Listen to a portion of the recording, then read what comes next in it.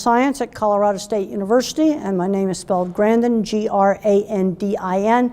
First name Temple, T as in Tom, E-M-P-L-E. Perfect. Yeah, we're good to go. Temple, whenever I ask the questions, once Mike then edits it, they'll not hear me. Yeah, it's one camera. Yeah. Okay.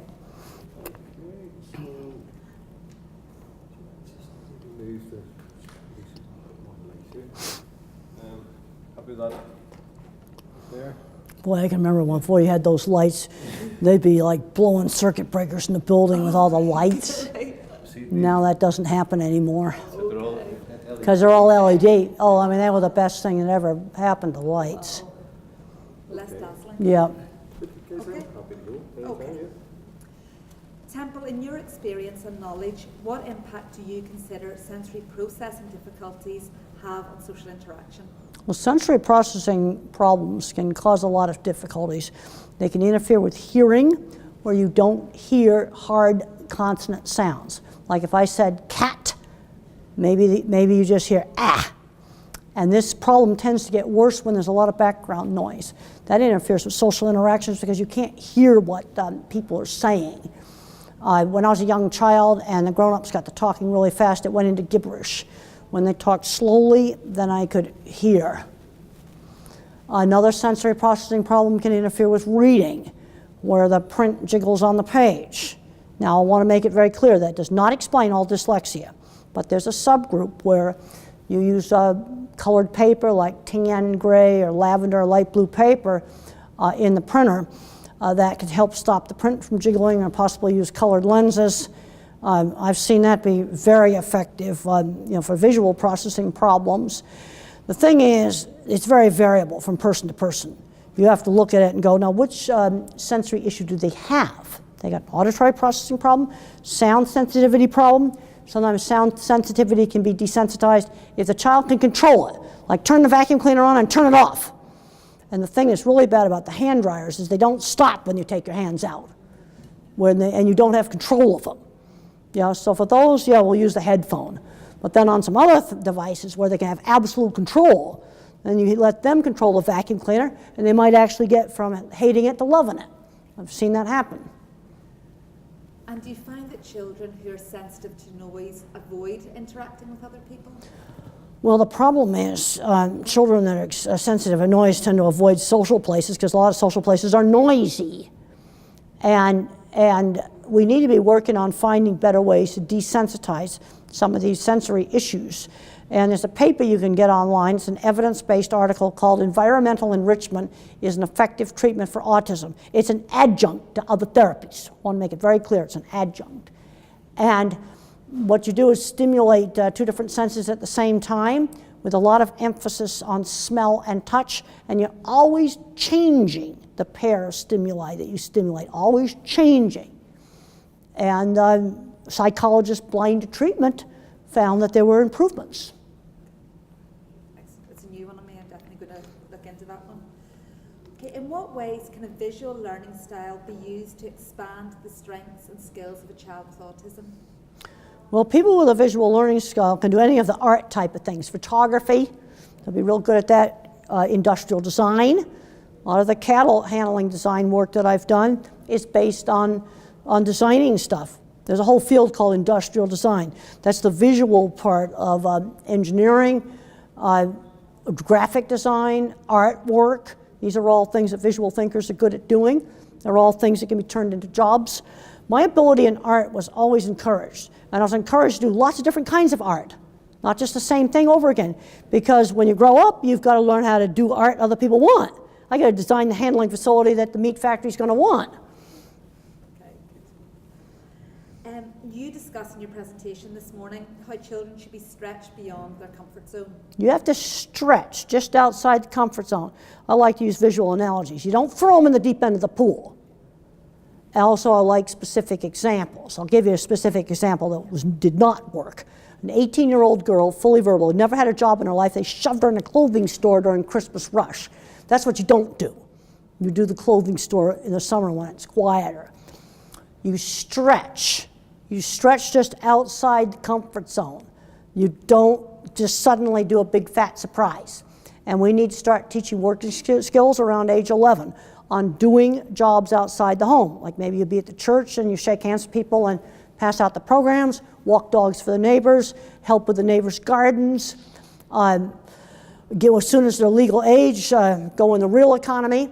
They need to learn how to work before they graduate from high school. I want the transition complete by the time they graduate from high school. Fully verbal, you're getting 2 real jobs the instant you turn 16.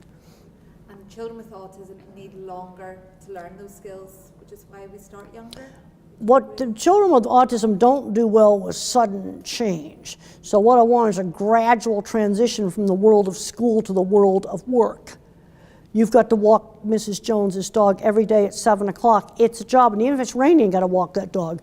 A quality 20-minute walk. You learn that responsibility and that discipline of doing tasks outside the home on a schedule. Perfect. I'm going to move to anxiety now, because I know that you've said that fear is one of your main emotions, or it has Yep. been in your life. Can you give 3 top tips for how children and young people can manage their anxiety? Well, you can do mindfulness training, you can do breathing exercises, vigorous exercise helps. One thing, I was not allowed to become a recluse in my room. That's where a line was drawn in the sand. And when I went to my boarding school and I didn't want to go to the movie night because I was anxious, they had me be the projectionist, and then I could walk around. You've got to get them out doing things. Give choices. You can say, well, you can do scouting, or maybe you could do soccer. But you're not going to just stay in your room playing video games, and we've got to limit the video game playing. I'm seeing very, very bad outcomes. 23 years old, playing video games for hours a day, won't come out of the bedroom. They're not learning programming or something where they could actually go in the gaming industry. That's not happening. We've got to prevent that from happening. And then if you do have someone that's now a recluse in the room, you're going to have to wean them off slowly, replace it with something else. I'm a big proponent of skilled trades. And one of the reasons for that is electricians, plumbers, car mechanics, and welders are not going to get replaced by artificial intelligence. You know who has to worry about that? The radiologist, the dermatologist. Right now there are programs that can diagnose better than an expert can. Perfect. And my last question, we've probably answered it already, but you started employment at a young age, as you said. I want to start employment skills at a young age, absolutely. Yeah. And do you find then that having that kind of meaningful occupation, obviously you've been very successful in your Well, when I career. was 15, I was cleaning horse stalls every day and basically running a horse barn. I was doing not very much studying, but I was learning how to work. And I'm realizing now just how important that was. Another thing that we did in my schools, we had laundry and shopping expeditions. And I'm realizing now just how important that is. I just ran into a 14-year-old that's never done laundry, fully verbal 14-year-old. There's a tendency to overprotect them, not learning basic skills. The other thing is on careers. I think it's very bad that a lot of schools have taken out art, theater, sewing, cooking, woodworking, auto mechanics, because these classes expose students to career possibilities. You know, kids get interested in stuff they get exposed to. I got interested in the cattle industry. I was exposed to dairy cattle at 14 and beef cattle at 15. Students have to get exposed to stuff to get interested in it. Absolutely. And do you find then that having that kind of occupation improves quality of life? Well, my identity is based on my occupation. I am what I do. And one of the things that motivated me on doing my early projects is I wanted to prove I was not stupid. I wanted to prove I could do it. And the thing I really liked in the HBO movie is they showed all my work stuff. My actual drawings appear in the movie. And the projects was recreated exactly for the movie, proving I could do it, that I wasn't stupid. And that your identity then isn't a person with autism? Autism's secondary. It's an important part of who I am. I don't want to change because I like the logical way I think. I'm appalled at how illogical a lot of things are. But it's not my main identity. And I'm seeing too many kids getting so hung up on autism, it's holding them back. Where an autism diagnosis is more helpful is an older person and their relationships are a mess. And then they understand why their marriage is a mess. That's where it's helpful. But on the work front, I'm seeing too much over-shouldering.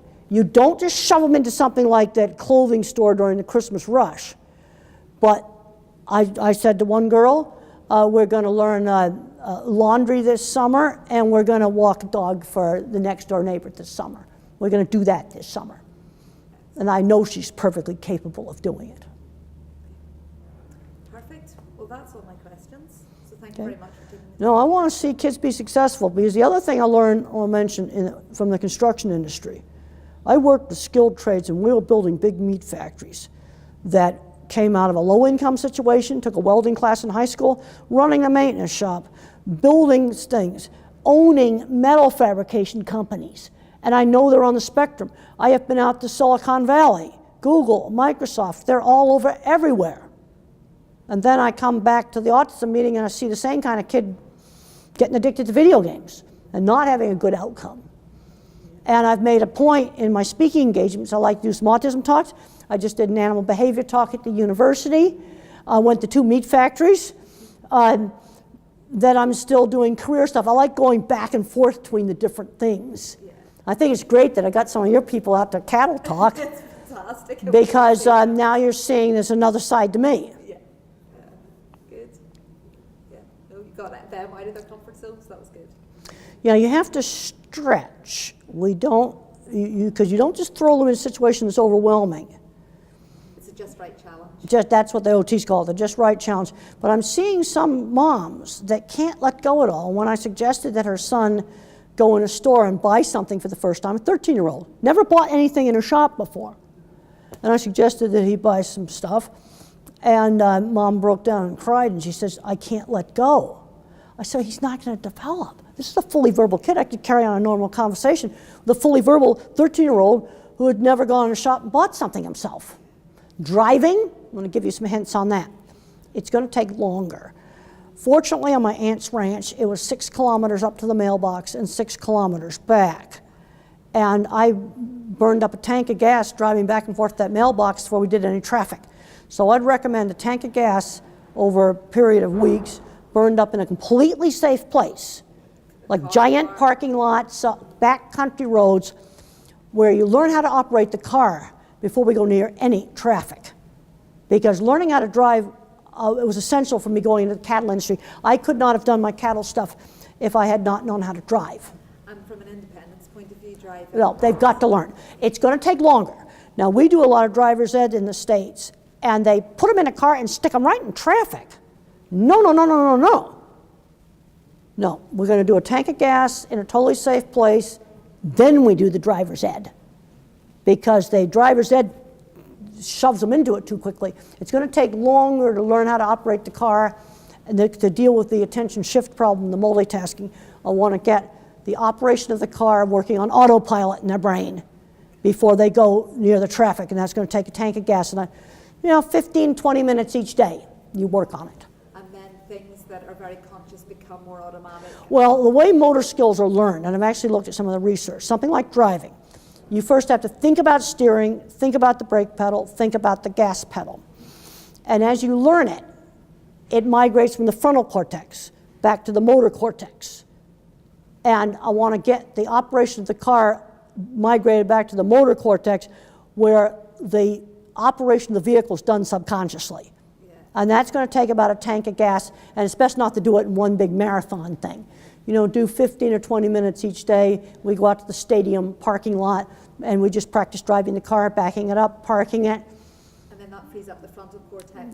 Then the frontal cortex, then I've got the driving on autopilot, and now I've got the frontal cortex freed up for the traffic. I don't want to be learning how to drive the car in traffic because I've got a working memory, my processor's real small. Yeah. But that solves that problem. And that applies to a lot of skills, gradual learning, step by step. Well, motor skills, multitasking is a problem. So, but driving, let's burn that tank of gas up, or petrol as you call it here, in a completely safe place before we go near traffic. Because otherwise it's too scary. I've heard bad stories. One girl took a ride out on the motorway. She freaked out and drove off the motorway. That's not the thing to do. And she had had no driving practice before she got a motorway shoved in her face. That's not the thing to do. I did 200 miles on dirt roads on my aunt's ranch before I got near traffic. And that was, you know, it was end of my 6 weeks. That's how much driving was involved just to go to the mailbox and back. And we did that every day. It was just the perfect amount of time. It's about 20 minutes So that brings to us go back. up and That's back to the, right challenge. it was just right, and then we did it 6 days a week. Excellent. Well, I think that Yeah, you perfect. have got that gives us a lot of. Yeah, and I actually did it, and I got my license, and I did a year before I did big crowded motorway. Yeah. And fortunately, where the place where the licensing was mild on traffic. In this country, you're not allowed to drive on a motorway until you've passed your driving test. So you've got, up until you pass your driving test, you've always got somebody in the car with you. Well, we do too, the learners, yeah, But we do. then you're suddenly allowed to go on a motorway. So they're talking about motorway driving being part of the driving test now. So you have to have been on a motorway before. Well, then we're going to have to do a lot more practice before that. Yeah. It's going to take more practice before you face that. Yeah. And you're going to have to go out with another person in the car and gradually learn the motorway. And I would start with it when it's not busy. Yeah. And then you gradually work into more traffic. Yeah. And that's going to take more time. Fortunately, I was able to get my license and I hadn't done motorway. And where I went to college, there was no motorway there. And then I remember my first trip where I had to do motorway, and I took the easiest, not busy one. I even remember the name of it. It was called the Taconic Parkway. There was a longer route, but it was less traffic. And have you been driving on it again recently? Bring back memories. Well, it's back east where I'm not there anymore, so. Well, would you like lunch now? Yep, I sure would. We'll find somebody. All right, and